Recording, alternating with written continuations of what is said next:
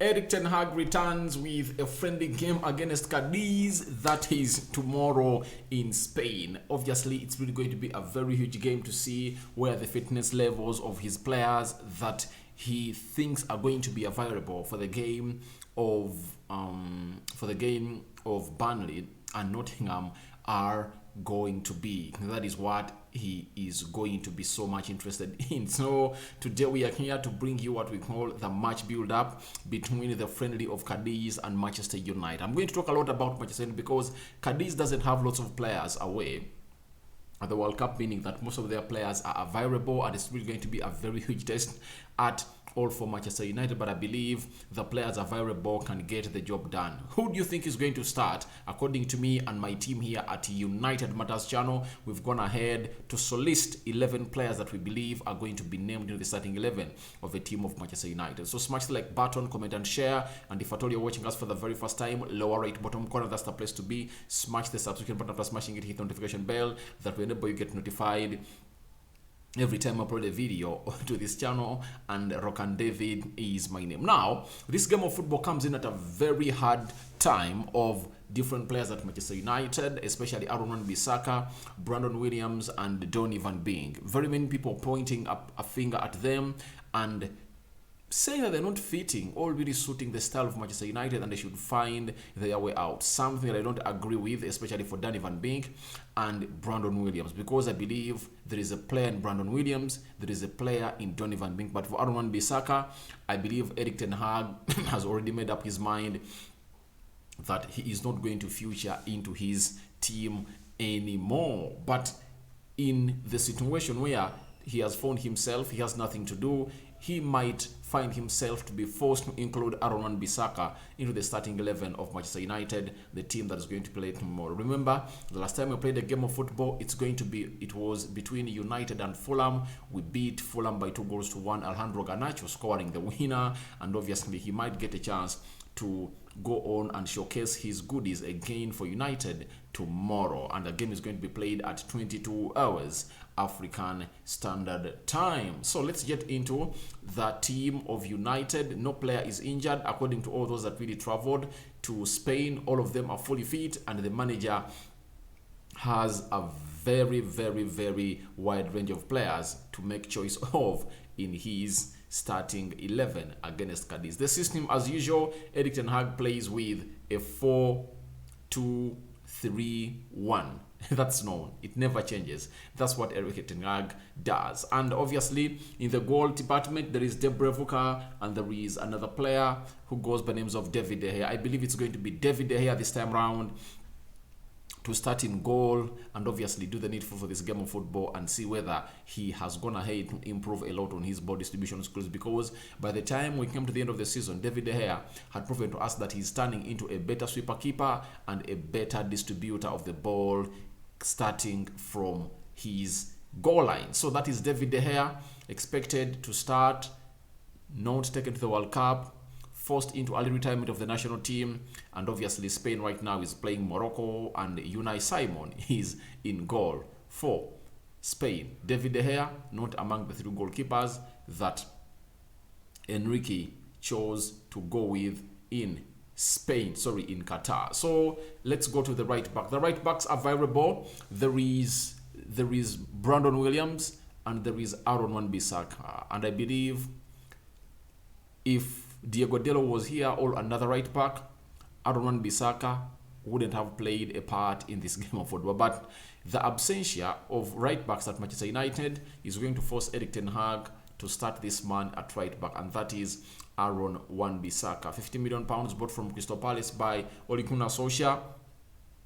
He is not a modern centre back. He's not a modern right back. He's an ancient right back, to an extent that he plays so much defensively better, but going forward his game is totally lacking. Yet nowadays, what defines a modern fullback is the way he goes forward. You need to be balancing the two in the defensive and the offensive. So in the defensive, Aaron Wan-Bissaka 70% out of 100.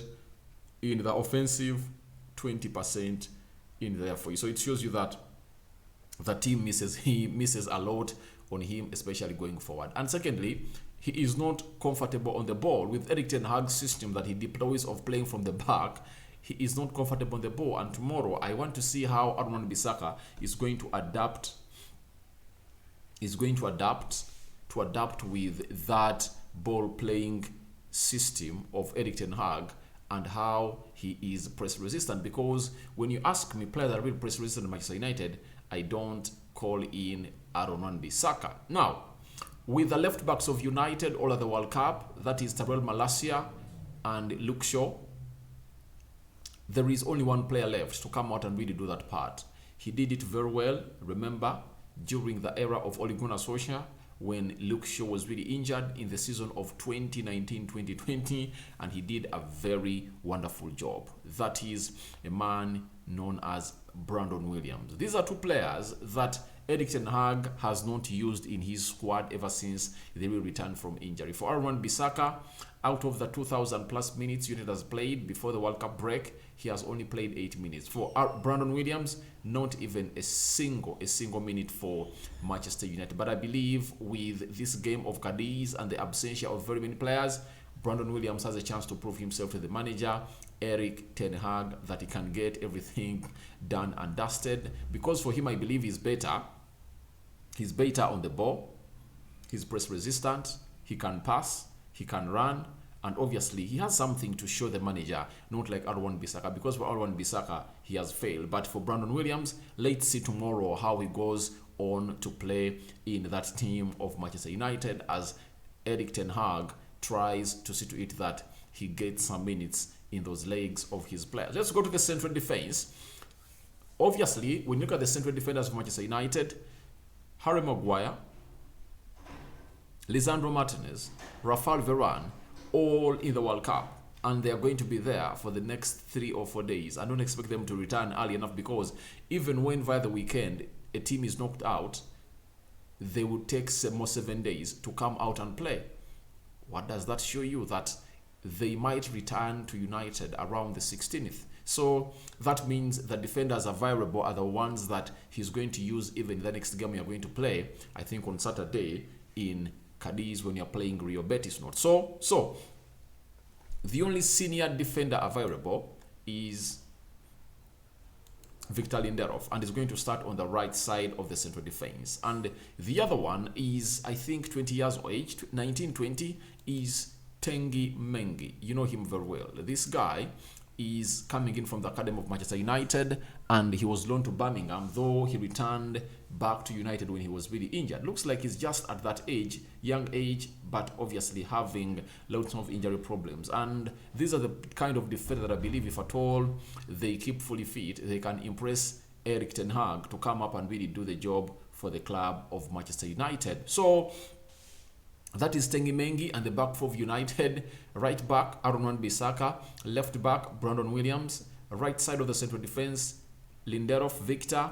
And on the left side of the central defense, it's going to be Tengi Mengi. It would have been Tuanzebe, but the manager said, I don't want to risk Tuanzebe. Let him recover well from injury, because right now, however much is back from injury and is training hard to see to it that finds himself in the first team of United, the manager believes that he needs to lift his body up and his physicality back to the levels, because you are not supposed to be exposed to tackles in full match battles that United is going to be taking one against Cadiz. So he believes that he's going to bring him back gradually, slowly by slowly. Maybe when they return at Carrington, there is a third game that they should. Which team are we going to play? There is a team United is going to play. Is it Watford? The third team. That game is going to be at Carrington, behind doors. That's where that game of was going to be. So I believe Tuanzebe might come in through later. Now, let's go to the midfielders, especially the double pivots. Casemiro is away. Eriksson has not yet returned because his team was knocked out of the World Cup. That is Denmark.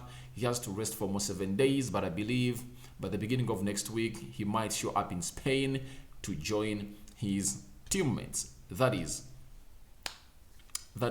Eriksson. Now we are left with Scott McTominay. Obviously, that is a constant. He comes directly into this team of United. Scott McTominay to play into that midfield area. A double pivot, of Scott McTominay alongside this guy that we've always been missing, Zidane Iqbal. Zidane Iqbal, a revelation, a player that most of us love. He is really so much great as far as playing that midfield is concerned. He's flamboyant, he's press resistant, he makes penetrative runs. He is good on the ball and his passing range is really great. He has a very good pass. He rarely puts his foot wrong.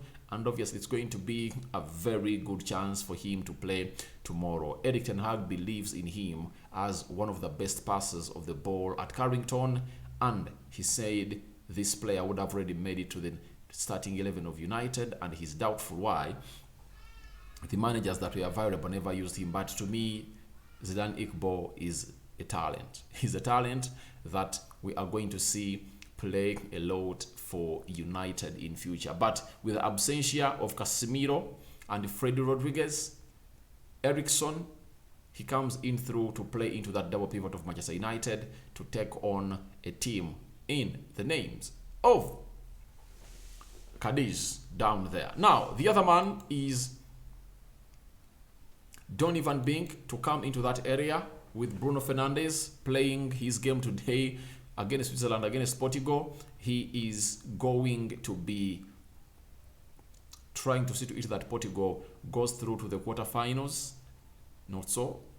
To the quarterfinals. So Donny van Beek comes into the need. But Donny van Beek needs to prove himself in these games because the manager said he makes good runs, but they don't give him the ball. I believe that supply is going to be there tomorrow, and I want to see a Donny van Beek sparking into a player that we saw as he came in at Manchester United. When he came in at Manchester United, he scored on his debut, he looked sharp, but game time was denied to him by Ole Gunnar Solskjaer.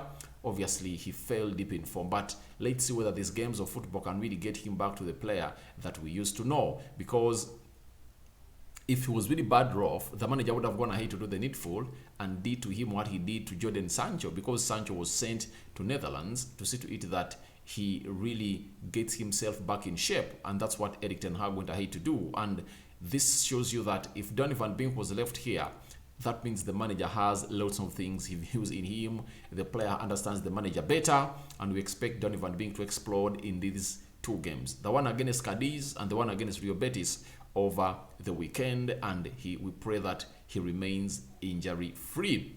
The other player I've been talking about, Sancho. Sancho is not with the team. He's in Netherlands, and I think will join the team, I think, when they return from Spain. Now, the right wing. Anthony is at the World Cup. Pelestri was knocked out. He needs to rest for 7 days. Next week, maybe he'll join the team. Now, we are left with one option.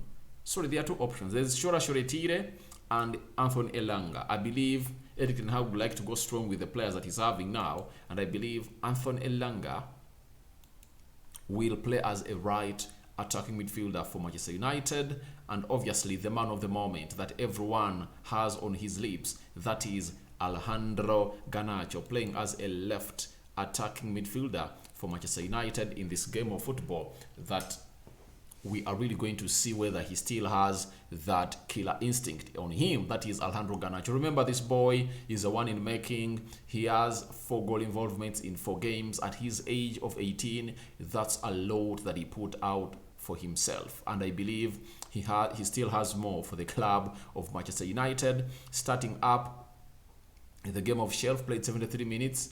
Came on in the game of Real Sociedad away, he scored a goal. Game of Aston Villa, we are beaten, and that game that we won 4-2, he came out and did the needful and really created 2 assists for Scott McTominay and Bruno Fernandes. The last game he played for United was when he scored a winning goal in the dying minutes and Ronaldo sabotaged his day. But good enough, Ronaldo finally got out of the club, and Alejandro Garnacho has all the time to do his work on the field of play and get appreciated by what he is known to do all about. Leading the line, with Ronaldo leaving the club, no player is available right now apart from Anton Martial to lead the line for Manchester United. So that is how we believe United is going to stand, with the players to watch: Donny van Beek, Alejandro Garnacho, Anton Martial, and Scott McTominay's Zidane Iqbal doing the needful in that game of football for United. So I believe lots of players are really available, and the manager might make other changes to see to it that the likes of Shora Shoretire comes in through. After Shora Shoretire, then there is which other player? Charlie Savage, I think will get some minutes in his legs.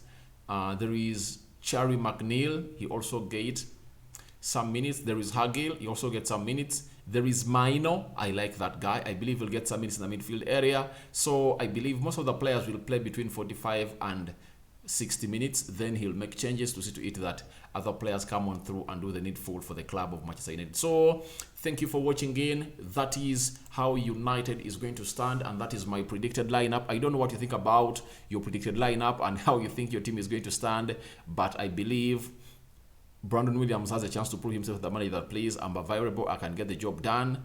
And secondly, to send a message to the teams outside there that I'm back to full fitness and you can take me on loan or buy me. That is Brandon Williams, because I believe there is a player in him, but he needs to first convince the manager.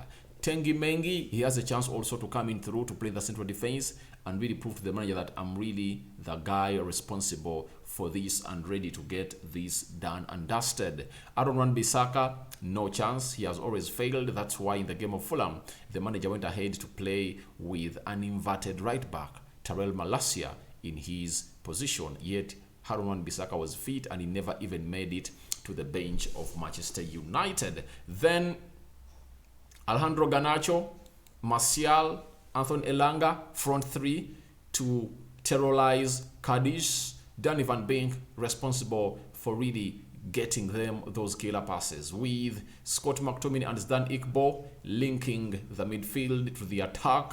Obviously, that's how I expect United to stand. I expect us to be having an exciting first half, and I believe we are going to win the first half. Amidst everything, we are going to win the first half according to me.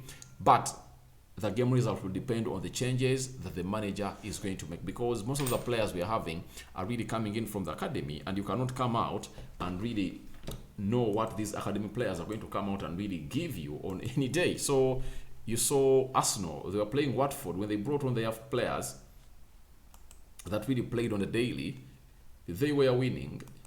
They won the game of football by 2-1 in the first half. When the manager made wholesome changes in the second half to bring on players playing in the academy, guess what? Arsenal conceded more 3 goals and lost 4-2 to Watford. So I believe it's going to be a different game of football together, but I'm going to keep my eye on Alejandro Garnacho, Donny van Beek, Tengi Mengi, Zidane Iqbal. For Martial, there is something you expect from him. Anthony Elanga also needs to show the manager, please, I'm here and ready to get it done. So let's wait and see what is going to happen in this game of football of United versus Cadiz. Rokan David is my name. Feel free to go in the comment section and tell me what you think about this game of football that is going to be played tomorrow, especially at night. And obviously we'll be here letting you know what it's all about. With the match build up, you know, we start with the match build up every time, then later we start off with what we call, we end up with what we call the match reaction and highlights plus player ratings. I'm out.